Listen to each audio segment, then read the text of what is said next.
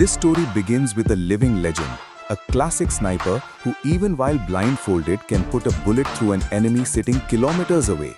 His aim is so precise that even the wind cannot alter the course of his shot. But the shocking truth is that this deadly sniper used to be a simple, ordinary math teacher. He despised violence and hated guns. However, destiny flipped a coin, and one day something so horrific happened that it forced a peaceful teacher to become the world's most ruthless sniper. The story starts in a beautiful, quiet village in Ukraine.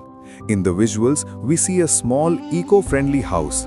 A couple lives here, far away from the chaos of the world, happily building their own little paradise. The simple man living here is named Mykola, and his beautiful wife is Nastya. Nastya is a talented artist who breathes life into dead wood, carving them into stunning wooden statues. Mykola is a teacher who teaches physics and math to kids at a nearby school. He is the students' favorite, and everyone enjoys his classes, except for one spoiled brat, a boy named Evan. Evan is an incredibly rude and arrogant boy. Every day, he deliberately harasses Mykola in class. Evan is the spoiled son of a rich man, while Mykola lives a simple life. That is why Evan often mocks Mykola's old clothes and his appearance. His conspiracy was to annoy Mykola so much that the teacher would slap him out of anger, allowing Evan to play the victim card and get Mykola fired from the school. He was just waiting for that one chance. But Mykola was as calm as the ocean. He didn't care about Evan's childish antics. He would just smile and continue living his life in his own rhythm. Mykola was a nature lover, so his house had no electronic gadgets like a TV or the internet. The downside was that he remained completely unaware of the destruction unfolding in the outside world. One day, while Mykola was at school, a terrifying news report flashed on the TV. Russia had launched an invasion of Ukraine. War had broken out, soldiers were dying, and the Russian army was rapidly capturing cities as they advanced. In the evening, when Mykola returned home, another big news awaited him. But this was joyous. His wife, Nastya, was pregnant. Hearing this, Mykola's happiness knew no bounds. He was going to be a father. Ignoring the world's worries, they celebrated this moment. The next day, Mykola said bye to his wife for the last time and set off for school on his bicycle. He was happy, but on the way, he noticed something strange. Two soldiers were smoking cigarettes, but their uniform, their body language was different. That uniform did not look like the Ukrainian armies at all. This scene bothered Mykola. He felt a strange uneasiness in his heart. But being a positive thinker, Mykola thought the government might have launched new uniforms. He ignored the threat and headed toward the school. But as soon as he reached the school, he was stunned by the sight. The school was in complete silence. Classrooms all were empty. Not a single child was in sight.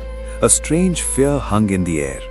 Just then, his eyes fell on the TV where it was being screamed that enemy forces had breached the village and were taking control. The ground beneath Mykola's feet slipped away. Immediately, he realized those soldiers on the road weren't from his country. They were the enemy, Russians. And the most terrifying part was that those soldiers were heading to his house where his pregnant wife was all alone. Without wasting a second, Mykola pedaled his cycle faster than the wind. His heart was pounding like a drum, but sadly, he was too late. Reaching home, he saw those beasts brutally beating his innocent wife. Mykola jumped in screaming, but those burly soldiers threw him to the ground and started beating him too. Mykola begged, "Please, leave my wife alone. She's pregnant. There's a baby inside her." But it had no effect on those monsters. When they weren't satisfied with the beating, one Russian soldier ransacked the house. Finding nothing of value, in a fit of rage, they set Mykola's dream house to fire. Everything began burning right before their eyes. Seeing her sanctuary burn, Nastya's patience broke. She rose like a lioness, picked up a rock and threw it at the soldier. But in return, a loud bang. A ruthless bullet silenced Nastya and her unborn child forever. Seeing this sight, Mykola's world ended right there. He ran to his wife, lifted her blood-soaked body into his lap, looked at the sky, and screamed in agony. Friends, hit a like for this painful scene so that this never happens to any innocent.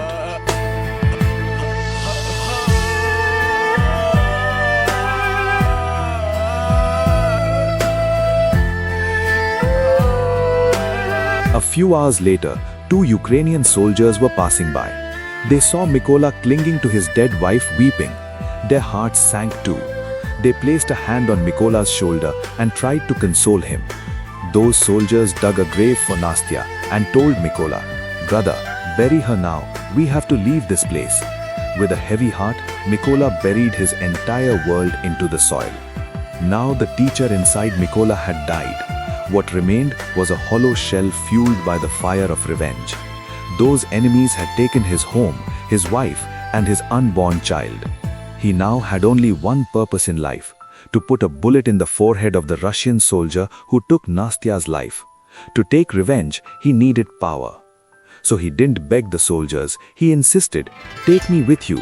I won't stay here. I want to join the army. I have to kill them." Seeing the hidden hatred in his eyes, the senior couldn't refuse. He seated him in his jeep and took him toward the military base. Before leaving, Mykola picked up a small wooden angel statue made by his wife from the ashes. This was now his locket, reminding him every moment that he must not stop. When reaching the military base, the senior officer was furious when he saw a man in Mykola's condition. He flatly refused.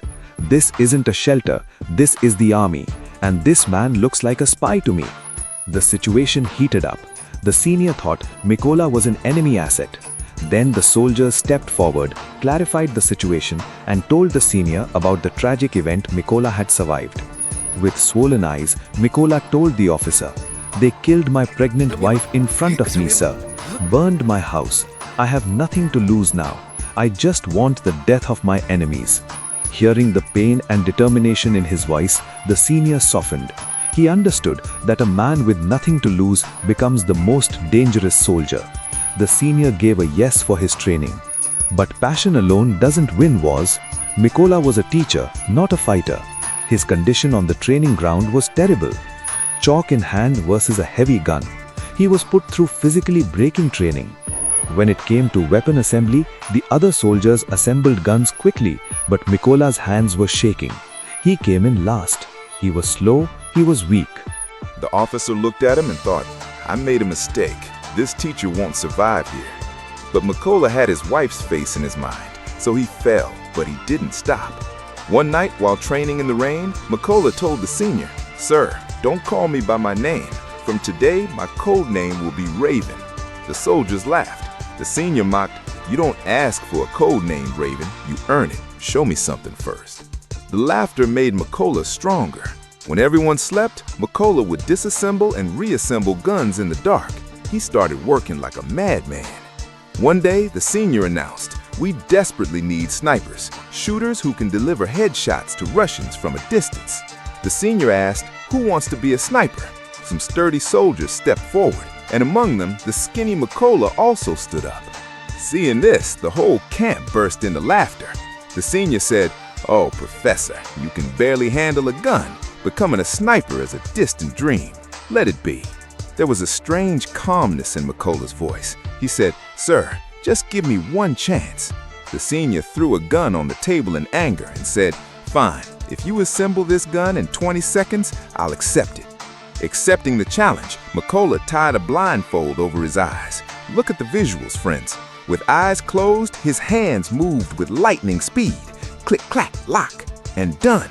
Gun ready in just 18 seconds. Silence fell over the room. Those who were laughing were left with their mouths open. There was no mockery in the senior's eyes now, only respect. Today, a teacher had proven everyone wrong. He was put into sniper training. But the road was still not easy.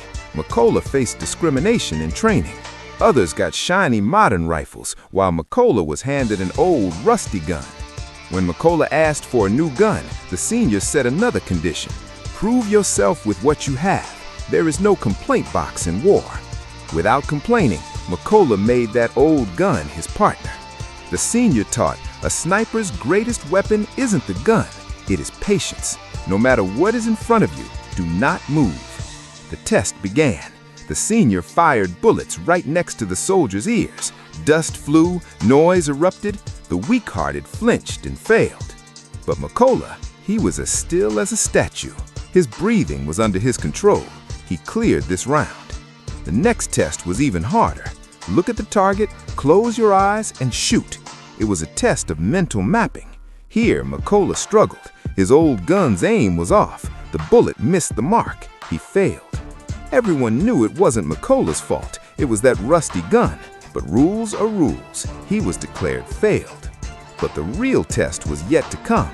Dark night and the flare test. The senior fired a flare into the sky. It lit up, and soldiers fired rapidly. The result? Everyone failed. No one hit the target. But McCullough hadn't fired. He sat quietly. He knew that aiming in the shifting light of a flare was foolish. Here, he applied his math teacher brain. Watch this scene carefully. He calculated wind speed, distance, and gravity, ran physics formulas in his mind, and bang! A perfect shot right in the center of the target. The senior and other soldiers were stunned. What no one else could do, the professor did. The senior smiled and said, "From today, your name is Raven." After such hard training, graduation day finally arrived. The colonel personally saluted McCullough. An ordinary teacher had now become a lethal weapon. Soon, the duty call came. The colonel said, "Raven, pack your bags. Russian soldiers have captured one of our checkpoints, and we want it back." McCullough's team reached the location like ghosts and hid in the grass. Targets were set. Fingers were on triggers. Suddenly, the colonel said, "Hold fire." Why? Because a civilian car was approaching the enemy checkpoint. Innocents would die if they fired. Russian soldiers stopped the car. There was a family inside. They searched it. Everything was normal. Checked passports. It looked like they would let them go. But an enemy is an enemy. As soon as the family asked for the passports back, the Russians dragged them out of the car and started beating them. Seeing this, the colonel's blood boiled. The order came, "Kill them." All guns fired at once. In 1 second, all Russian soldiers dropped dead on the ground. Perfect ambush. The mission was successful, but when returning to base, McCullough felt something strange. The camp was empty. Many of his comrades were missing. Upon asking, he learned they were sent on another mission, but McCullough's heart was telling him something bad was about to happen. The next day, bad news arrived. That entire team was killed, and they were all hunted by just one man, a Russian ghost sniper whose name was Seri. Seri was no ordinary sniper. He was Russia's Grim Reaper. His aim never missed. Now, the real clash in the story was about to begin. Raven versus Seri. Reaching the location, they moved like ghosts and laid a trap of death all around, setting up landmines and lying in wait. Moments later, a Russian squad arrived, but with them was a face that made Mykolai's heart skip a beat. It was Evan. Yes, the same Evan who used to bully Mykolai in school, his former student. Now he stood there in an enemy uniform, holding a weapon. As soon as the colonel ordered fire, Mykolai's hand trembled. How can a teacher shoot his own student? He froze in panic. But in war, there is no place for emotions. Mykolai put a stone on his heart and pulled the trigger. Bang! The bullet hit the landmine directly, triggering a massive explosion. The flames turned Evan and all the Russian soldiers into ash instantly. When the smoke cleared, everything was under control, but the colonel's anger had not settled. He rushed toward Mykolai and roared, "Why did you hesitate after the order? What was going on in your head, soldier?" Mykolai lowered his eyes and said in a heavy voice, "Sir, among those enemies was my student. I used to teach him. I didn't want to kill him." The colonel spoke sternly, but with understanding. "Raven, wake up. Do not mourn Evan's death. He was not your student anymore. He was the enemy.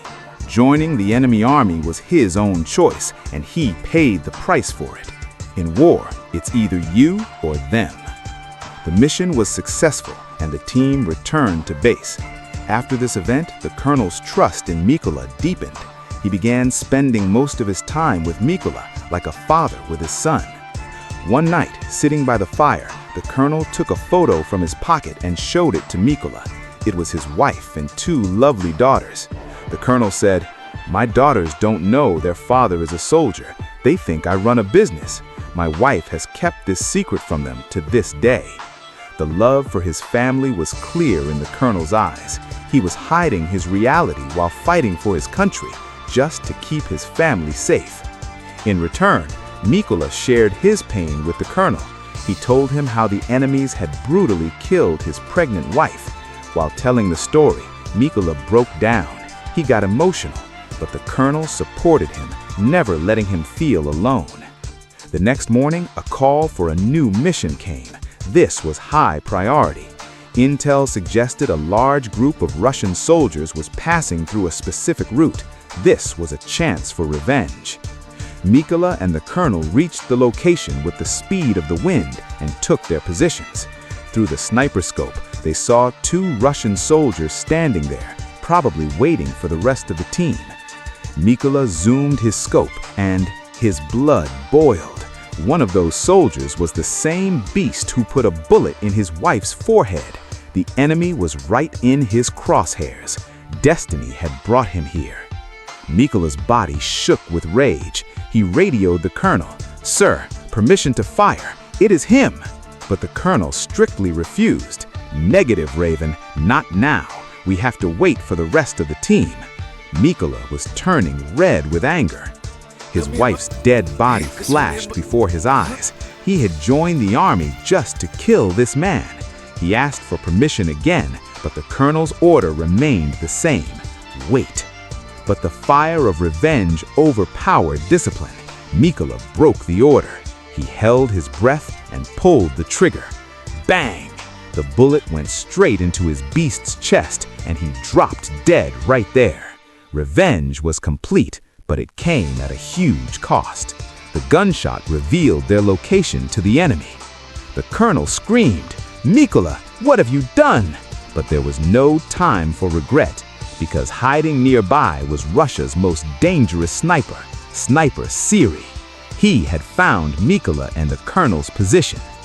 The colonel sensed the danger. He stood up to spot Siri, but bam! A pinpoint headshot. Siri's bullet hit the colonel squarely, and he fell, dead on the spot. Mikola's eyes widened in shock.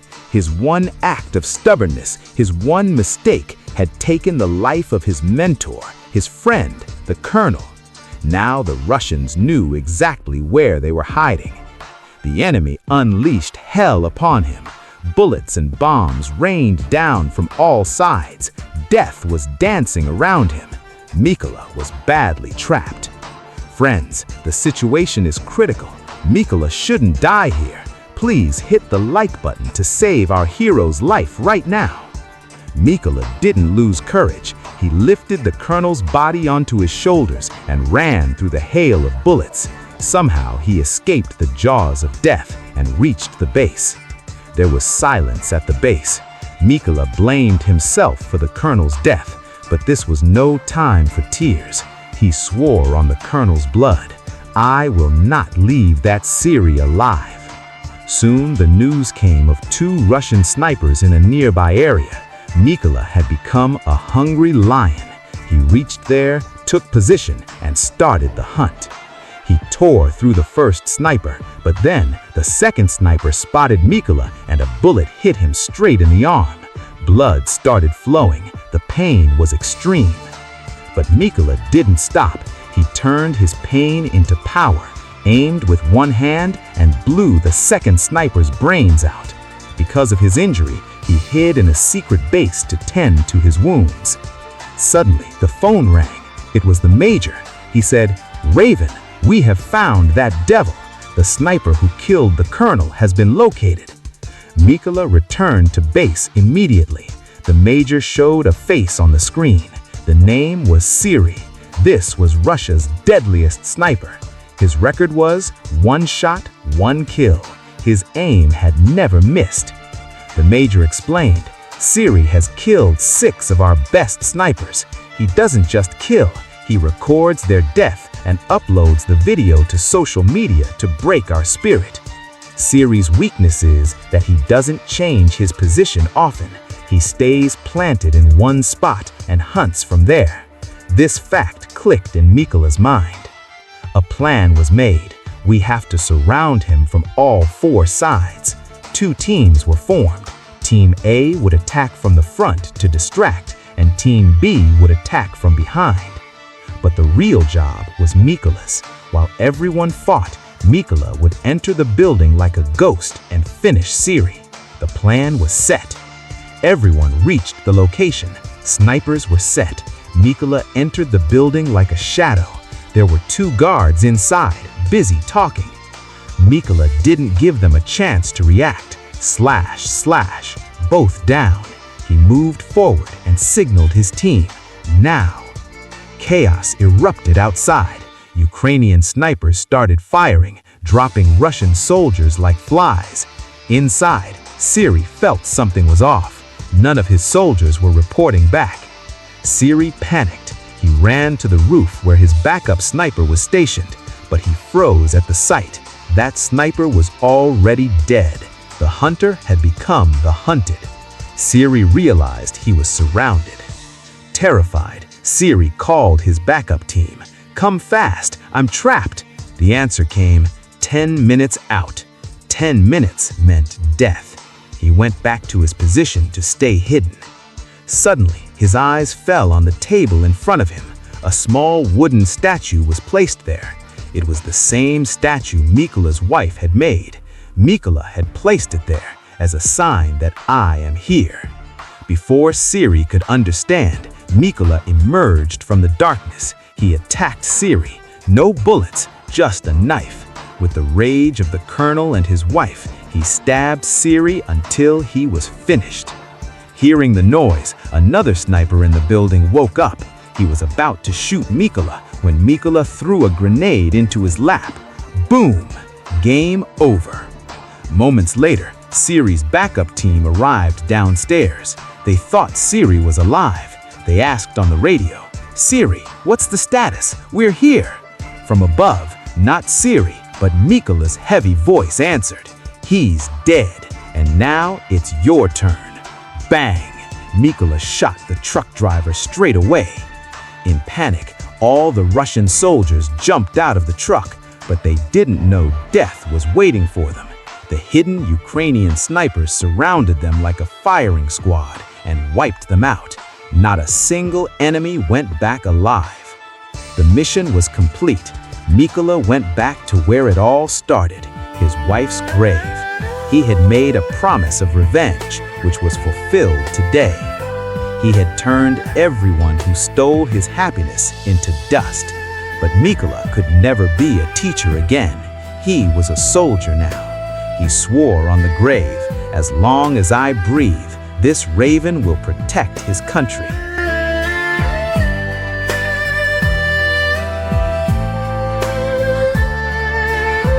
He turned and walked into the sunset.